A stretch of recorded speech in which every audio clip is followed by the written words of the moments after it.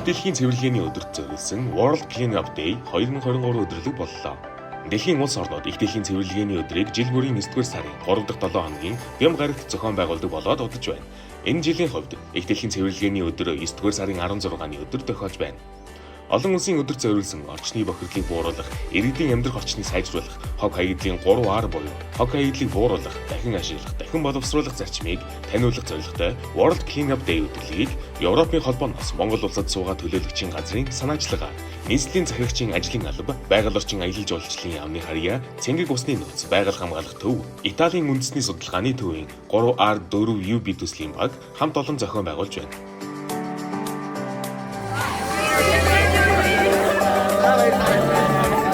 Өдөрлөгийг олон нийтэд нээлттэй хэлбэрээр сайн дурын үндсэндээ зохион байгуулж байгаа учраас иргэд аж ахуй нийж байгууллага, найз нөхөд хамт олноороо өргөн оролцлоо. Ялангуяа ерөнхий боловсролын сурагчид, ихтэй сургуулийн оюутнууд багш нар идэвхтэй оролцлоо.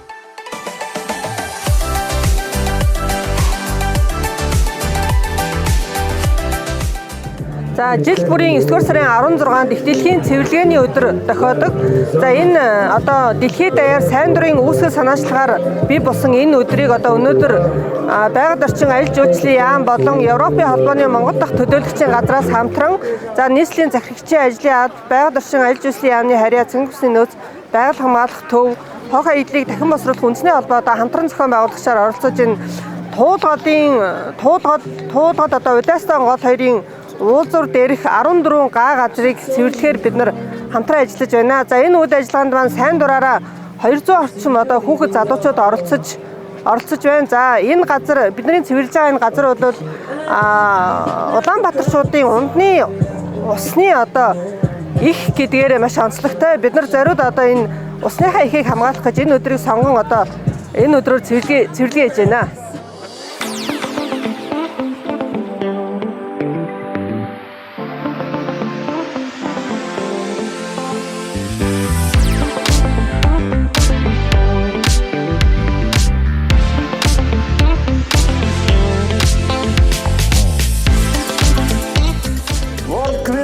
Боёо их дэлхийгээ цэвэрлэе гэдэг энэ арга хэмжээнд одоо залуучуудтайгаа их хүчтэй хамтарч ингэж ажиллана. Би өөрөө бас цэвэрлэгээнд манайхан бүгд оролцоод ингээд томчууд хүүхдүүд бүгд оролцоод явнаа. Ингээд та бүхэндээ баярлалаа илэрхийлье.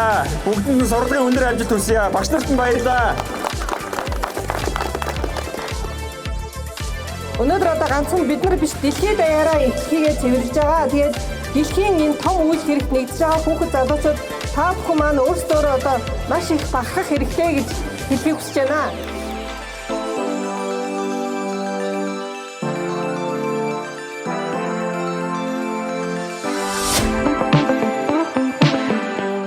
Хот бол өөрсдөө бодлогоо тодорхойлоод за энэ хогийг яаж одоо ялгаа ангилах уу? За хэрхэн одоо үдсэн хогийг устгал хийх үгээд хогноос өөрөө маш их хэмжээний метан болоод одоо энэ химийн хортой бодис бол бас ингээ ялгардаг. За сүүлийн жилүүдэд бол Улаанбаатар хотод байгаа томоохон 3 одоо том хогийн цэг байгаа. Тэрэн дээр бол ландфил буюу одоо гуншлах энэ ажиллагаа хийгдэж байгаа. За энэ ажилтай холбоотойгоор бол одоо экологт одоо ээлтэй юм байдлаар одоо энэ ажлыг явуулж байгаа. Дээр нь одоо өвс ногоо ургуулж за метан хийг бол газар доороос бол гаргах.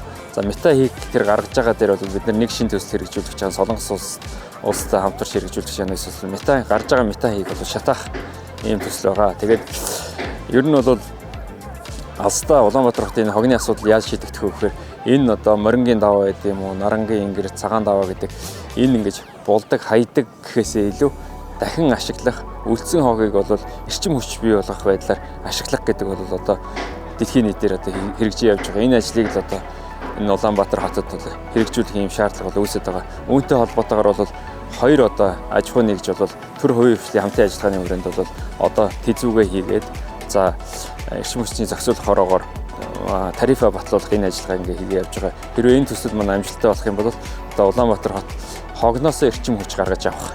Одоо эдийн засгийн эргэлтэнд хогоо оруулах гэдэг энэ ажил бол эрчимжиж одоо хэрэгжих боломж бүрдэж байгаамаа. Баялаг үедээ байгалаа хамгаалж байгаа энэ төслийн хүрээнд зохиогч өнөөдрийн энэ цэвэрлэгээний ажил бол дэлхийн нийтээр хамрагдаад одоо миний мэдхээр 7 жил болж байна. 2017 онд энэ хөдөлгөөнд анх бид нар ирсэн болж манай холбоо энийг зохиомжлсон Эстоны тэр одоо лидер эмгтэйг авчиж уулзж ярьж ирсэн. Тэгэхээр өнөөдөр байгальаа хамгаалын баялаг үтэй гэдэг бол бодиттой байх хэвээр холбооны зүгээс өнөөдөр Улаанбаатаруудын хэмжээнд гарчгаа хуулдар хоёртлыг манай холбооны улсууд хэлийн 250-аар очиж авж байгаа. Дуудлагаар хаядлаг кардономын хожиж хэлийн 24-оор авж байгаа.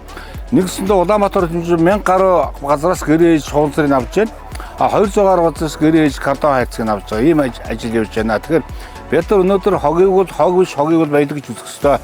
Энэ бол өнөөдрийн бид нар 21-р зууны гол зүйл. Их дэлхийн цэвэрлэгээний өдөр World Cleanup Day өдрийн хүрээнд нийслэлийн Баянзүрх дүүргийн 12-36 дугаар хорооны нутаг дэвсгэрт улаастын гүүрнээс туулгал, улаастын голын цотгол хүртэл 12 га талбайг 200 гаруй оюутан багш нар 6 баг болж 5 цагийн турш цэвэрлэн олон тоон хог хаядлыг цуглууллаа. Өнөөдрийн мэдээллийг ангийн багш болон Facebook пэйжээс манай ангиас 16. Өнгөрсөн зууны орсон их борооны улмаас үер усны гамшигт усны айл сав ихээхэн өртөж хог хаядлаар бишиг бохирджээ. Ялангуяа үерийн усанд төгдөж ирсэн автомашины хуучин дугуй их хэмжээгээр овоорчээ. Байгаль их дэлхийгээ дэлхийг цэвэрлэх өдрийг тохиолдуулаад ингээд олон сурагчид болон байгууллагын төлөөллүүд ирээд энд хог цэвэрлэж байна. Тэгээд үнэхээр сайхан байна. Өчигдөр хогоо сайн цэвэрлэрэ гэсэн шиг өчигдөр бороо ороод шороо дараад ингээд хог түүхэд бол ямар ч тоос шороо босохгүй. Тэгээ олонний хүч оломгүй далаа гэдгээр бол хүн болго ингээд хурж байгаа болохоор голын ойр орчин маш гоё цэвэрхэн болж байна.